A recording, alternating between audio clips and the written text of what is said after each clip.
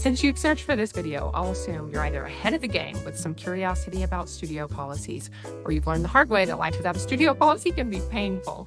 My channel is designed to create community for piano teachers, so drop a little nerd emoji if you're feeling ahead of the game, or an ambulance emoji if you're here for a rescue. Regardless, let's jump right in. In the next 7 minutes, I want you to feel empowered to create a clear, simple, and effective studio policy. This is a great way to serve not only your sanity, but also your students' families. Having written guidelines for your studio signals to families which behaviors you do and don't have time for. It lets families know that you're creating an orderly environment for music making to take place without distractions. Congrats on taking such a great step to serve your small business. A thorough studio policy will cover each of the following: tuition, missed lessons or cancellation policy, recitals and festivals, and also a media waiver. Now, I thought about providing you a template for studio policies, but I actually found an awesome resource on another creator's page. The Tattooed Piano Teacher has a great free template that you may want to check out. Before we run through the details of what I include in my studio policies, I'll also share a secret with you. I found a digital shortcut when I started including my studio policy agreements inside my Google Forms registration process. I love this life hack. It keeps me from needing to get signatures or store paperwork. I also feel reassured that families didn't skim through the policy because each significant item is a different question in the Google form that requires its own individual answer. I think my families have loved this quick and easy way to work through the studio policy as well. I'll revisit this idea in more detail, but let's move on to those 4 key categories that your studio policy will cover. First of all, let's talk about tuition. While setting your tuition prices is a whole other conversation, communicating your tuition prices clearly in writing may be the first thing your studio policy covers. If you're curious about whether you've optimized your earning potential, I've got my tuition resource and video linked in the description below. You'll know that you've arrived at a good spot for your tuition when it can be clearly communicated, including any discounts or promos in your policy. Don't forget to include tiered pricing based off of lesson length. Our second category, missed lessons and a cancellation policy. The second section of your studio policy will likely cover your policies regarding missed lessons and cancellations. I've seen this handled 2 ways that you might like to consider. First option, pay a monthly fee based on the number of lessons the student will receive in a month. If you're charging $30 per lesson, then most months the fee will be $120. During December or May, the tuition fees may be prorated down to $90 or $60 depending on the number of lessons. In my experience, this system works great for smaller studios where bookkeeping isn't too complicated. The second system involves a set number of lessons per semester. For example, 14 lessons over the spring, 14 lessons over the fall. Tuition payments are divided evenly and are not adjusted based off of individual months. This system obviously streamlines a lot of the bookkeeping, and I think it's often preferable for families so that their tuition amount doesn't vary from month to month. You can still have missed lessons, but it's worked into the tuition framework, so you don't have to adjust on a month-to-month basis.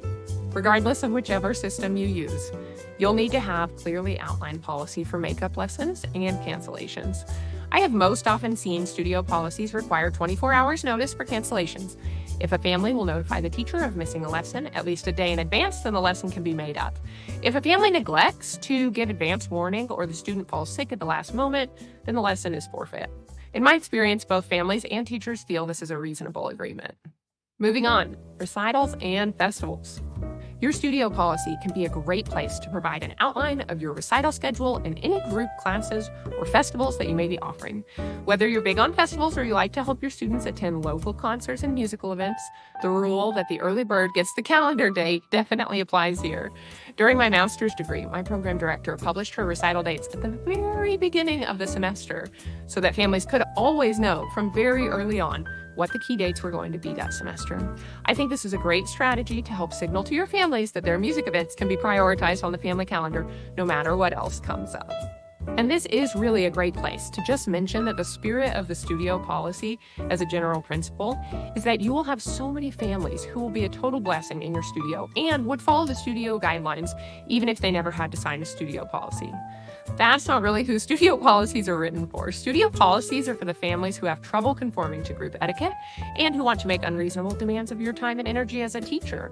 Instead of planning responsibly, they want you to inconvenience yourself for their failure to plan. So your studio policy is your gift to yourself and them.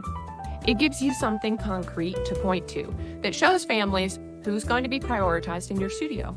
Answer: the families who make music a priority. That is the guiding spirit for even having a studio policy. Last but not least, our media waiver. Many teachers find it helpful to include a social media waiver in their studio policy. A social media waiver is when parents give express permission for you to use images and videos of their children on your social media pages. Occasionally, you will have families who prefer zero social media exposure, and if that's the case, it's definitely easier to find out early on. If this is a policy you choose to include in your studio guidelines, I have found that it's easiest to make it the default that parents opt in. I'll say something along the lines of, sharing our music is one of the joys of learning to make music. Caitlin uses social media to celebrate student successes. Caitlin's students will, by default, be included in her social media pages unless parents provide a request to the contrary. I then just provide an I agree option. And there you have it, 4 simple sections to outline a clear studio policy for you and your students. While it takes some effort to get this going, having a studio policy in place for your piano students will save you effort in the long run. I hope you'll stick around if you'd like to hear a little bit more about how I've used those Google Forms to streamline this process. Or if you're headed over to the Tattooed Piano Teachers page for a written template, please hit that like button as a thank you before you leave. Subscribing to my channel not only helps YouTube know that you found my resources to be incredibly enlightening and inspirational, it will also keep you in the loop as I release new videos, since they'll be more likely to pop up in your feed. Is there anything that I've left out in my studio policy recommendations? I view each of you as an incredible resource and wealth of knowledge for experiences that I haven't had in my studio. I'd love it if you drop any ideas or pointers in the comments below. I'm so glad that we can continue as teachers in community. It makes the journey more enjoyable. Now, here are my notes on my Google Forms if you want to follow up with that digital studio policy. I have used Forms as my registration process for several years now. It's Google's free software for creating surveys and collecting responses. I found that it's easier to use from a computer than from my phone, so if you head over to Google Forms and click Create a New Form, then you can get started. I gather students' names, birthday, grade, and parent info. I allow them to select their lesson length, and I provide pricing in that same question. I use 1 or 2 questions to state my missed lessons policy and usually provide the answer, yes, I agree, or I'd like more information on this as the 2 possible selections. I'm sure there are YouTube tutorials for Google Forms in case the process doesn't seem intuitive. In general, however, I've found it to be super straightforward, and I love providing a digital registration link on my Facebook business page. It's been an easy option since I don't have that incorporated into my website yet. One thing I will say, don't forget to make each question like a required answer so that parents know not to skip any of the items on the form. I feel like that would be problematic for sure. As a grand finale for making it through this whole video, I will finish with the joke of the day. Why is a piano so hard to open? Because the keys are on the inside. See you next time. I wish you the best of luck with your studio policy.